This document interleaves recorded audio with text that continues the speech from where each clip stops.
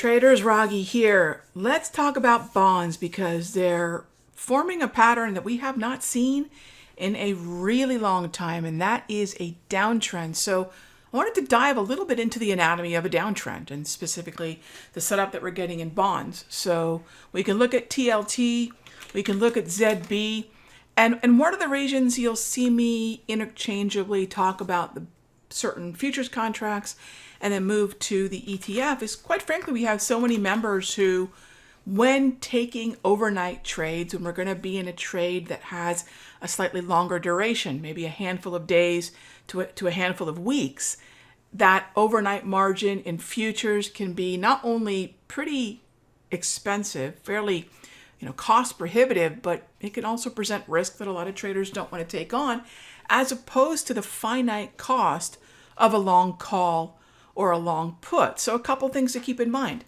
Most of the time when I'm trading overnight, I'll be in a combination of futures contracts and options on the ETF alternative. And then I'm also using a cash account for my options trading, so I don't have to worry about pattern day trading, and I don't have to worry about any issues that come up with having a sub $25,000 account. So I don't need a huge account because I'm usually focusing on pretty darn inexpensive options. Well, let's talk about what we're setting up here on TLT in this anatomy of the downtrend.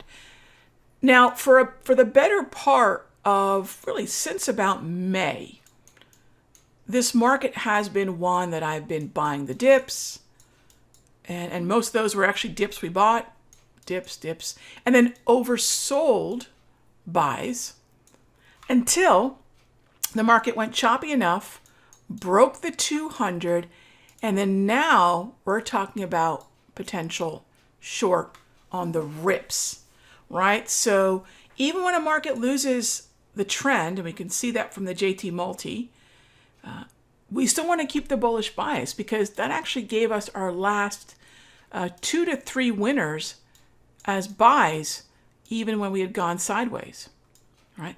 But now the structure has changed, and we're trading below a very important technical and psychological level in the 200, which I think is another important level to keep in mind as we're wondering how behavior will change and turn bearish.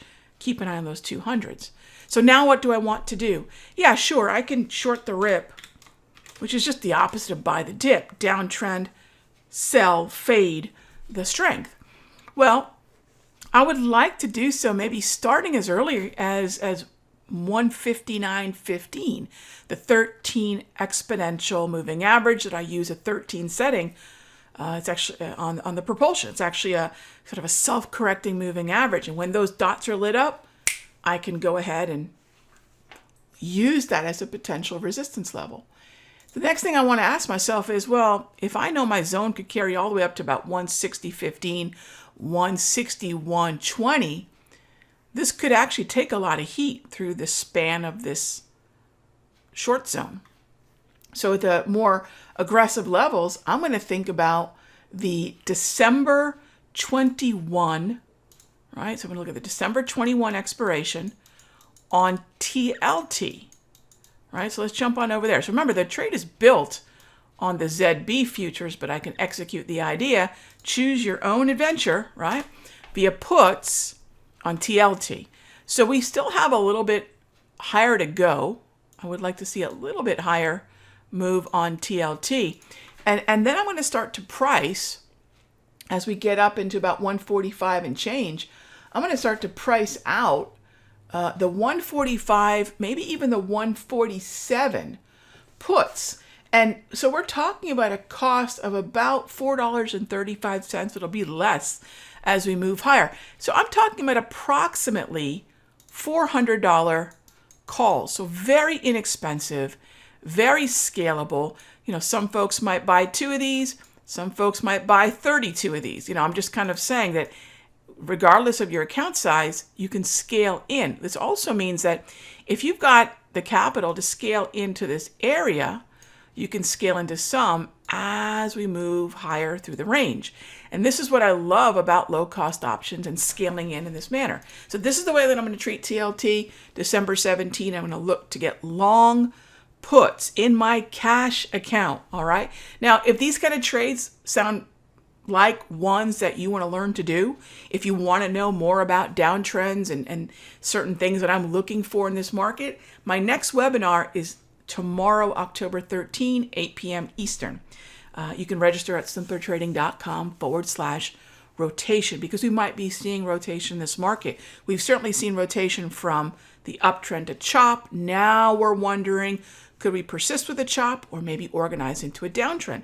Well, this is how we can recognize these things, and this is how I'll adapt to the setup. This would be probably the 8th trade in bonds that I've made this year, and this is going to be the first short that I'm looking at. So throughout this move here, lots of longs to be had, and probably my top 3 in terms of symbols and you know, the profits that we've made on them.